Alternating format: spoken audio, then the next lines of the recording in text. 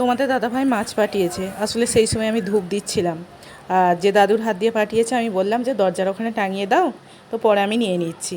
তো এই যে মাছ আর টমেটো পাঠিয়েছে, লাইলন ঢিকার মাছ। কি বলো তো, চান করার আগে যদি এই মাছগুলো পাঠাই না খুব ভালো হয়। আর এই চান টান করে এই আঁশ তো একদম ভালো লাগে না, এবার ওই বা কী করে জানবে বলো। তো চলো ফটাফট মাছটা দিয়ে নিই। কাল তো দেখলে যে হলুদ ছিল না, হলুদ শেষ হয়ে গিয়েছিল, তো তোমাদের দাদাভাই হলুদও পাঠিয়ে দিয়েছে। আর যে কোনো মশলাপাতি শেষ হয়ে গেলে আমি কৌটোগুলো মেজে রাখি, তো সেটাই পুঁছে নিচ্ছি। পুঁছে নিয়ে এর মধ্যে হলুদটা ঢেলে নেবো।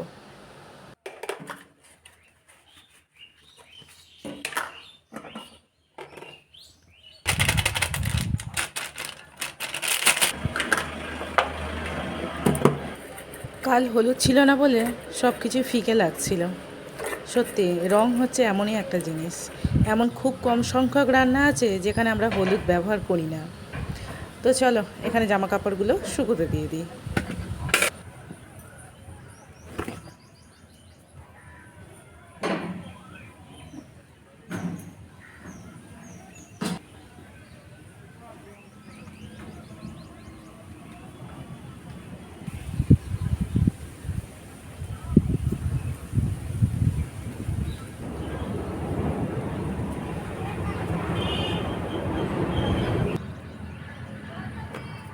জামা কাপড় তো শুকো দেওয়া হয়ে গেছে। এখন এই কাঠগুলোকে দেখে ভাবছি যে আজকে আমি কাঠেই রান্না করব। আর আজকে দুবেলার চাল নিয়ে নেবো একবারে, তো হাঁড়িতেই করতে হবে। তো এখানে সরু সরু কাঠ বলতে এই কটাই আছে, বেশি নেই। আর এই যে কাঠগুলো দেখতে পাচ্ছ, এগুলো মাঝখান দিয়ে চিড়ে দিলে না খুব ভালো হবে। আসলে কাঠ দেখবে যত ছোট ছোট করে কাটা হচ্ছে না তত বেশি আয় দেয়। তো সেই কারণে ছোট ছোট বা সরু সরু যে কাঠগুলো ছিল সেইগুলোই বেছে নিলাম।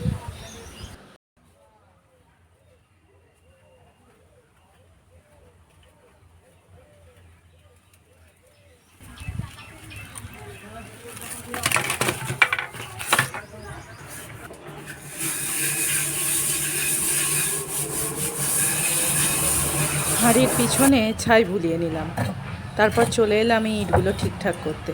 আসলে কয়েকদিন এখানে রান্না করিনি, এখানটা তো প্রত্যেক দিন জল দিয়ে ধোয়া হয়। এবার এই ইটগুলোকে না পাতলে না এই সানটা আবার নষ্ট হয়ে যাবে, এমনিই সব ফেটে গেছে, তার উপর একটু প্রোটেকশান দেওয়ার চেষ্টা করছি। তো এখানে উনুনটা বসিয়ে দেখছি যে ঠিকঠাক বসানো হচ্ছে কি না, ঠিকঠাক হচ্ছে না। তো এখানে ইটগুলো আবার ঠিক করে বসানোর চেষ্টা করছি। আসলে আমার কাছে গোটা ইট নেই, এরকমই ভাঙা ইট। উনুনটা যদি ঠিকঠাক না বসানো হয় তাহলে ভাতের হাঁড়ি কী করে বসবে, সে তো উল্টে যাবে।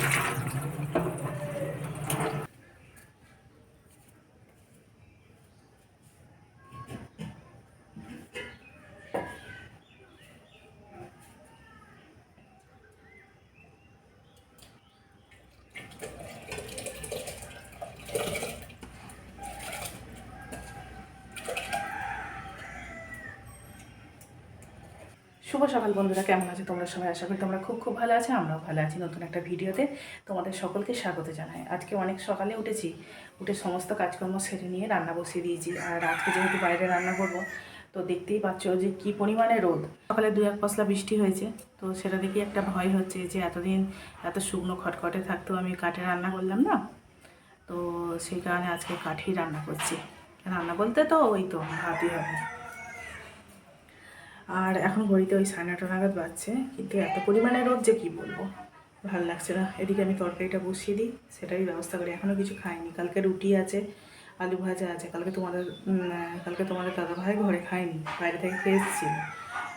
আসলে ওদের ফিস্টি ছিল, তো সেখান থেকে খেয়ে এসেছিলো। তো সেই জন্য রুটি আলু ভাজা সব পড়েই আছে।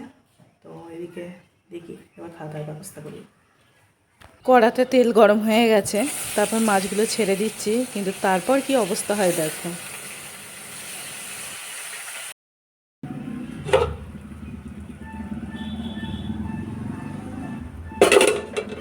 ওদিকে চা খাবার হয়ে গেছে, এদিকে খিদেও তো পেয়েছে। তো সেই জন্যে বাসি রুটি আর এই যে আলু ভাজা নিয়ে বসে পড়েছি। আর চান টান করে চুলটাও ছাড়া হয়নি, সেই জন্য ফ্যানের তলায় বসে পড়লাম। আর একটু চাও করে নিলাম। ভালো লাগছে না, সঠিকভাবে কাজ করতে গেলেও এরকম বেঠিক কী করে হয়ে যায় কী জানি। ঘরে কিছু সবজিও ছিল না, আর এদিকে মাছটাও পাঠিয়েছে, সেটাও ঠিকঠাক রান্না করতে পারলাম না। তো সেই কারণে মাছটাকে আবার ভালো করে ভাজলাম, ভেজে ওই যে পেঁয়াজ আর শুকনো লঙ্কা দিয়ে মাখলাম। তো মেখে দুজনে খেয়ে নিলাম। খেয়ে নিয়ে এই যে বাসনগুলো মাজছি আর এই গ্যাস এবং সেলফটা ভালো করে পুঁছে নিচ্ছি।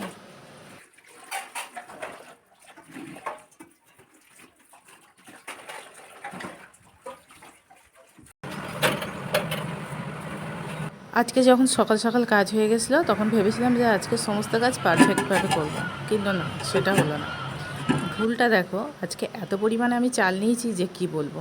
দুপুরে একবার খেয়েছি, খাওয়া তো সেইভাবে হয়নি, কেননা তরকারির এরকম অবস্থা হয়ে গেল। রাতেও যে খাবো, কিন্তু অত যা চাল নিয়েছি, যে পরিমাণে ভাত হয়েছে সেটাও উঠবে না।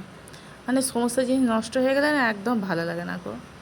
আর এদিকে দেখো, ভাতের হাঁড়িটায় যেহেতু পিঁপড়ে হয়ে যাবে, কারণ আমি কালকে রুটি রেখেছি আর রুটিতে দেখছি পিঁপড়ে ধরে গেছে, সেই জন্য ভাতের হাঁড়ির তলায় একটা থালাতে জল দিয়ে নিয়েছি, যাতে পিঁপড়েটা না ভাতে হয়।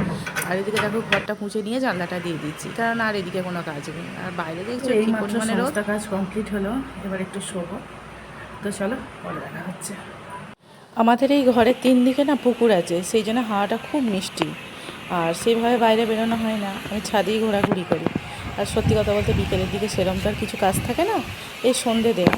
আর যেদিন রুটি করলাম, নইলে ভাত থাকে। তো আজকে খাবো চপ দিয়ে ভাত। তো চপ মেখে নিই আলু ভাতে দিয়ে, তো সেটা দিয়ে আজকে রাতের খাবার। আর ফোনটা যেহেতু চার্জে আছে, দূর থেকেই দেখালাম। তো চলো, আজকের ব্লগটা এতটাই রাখলাম। তোমরা ভালো থেকো, সুস্থ থেকো।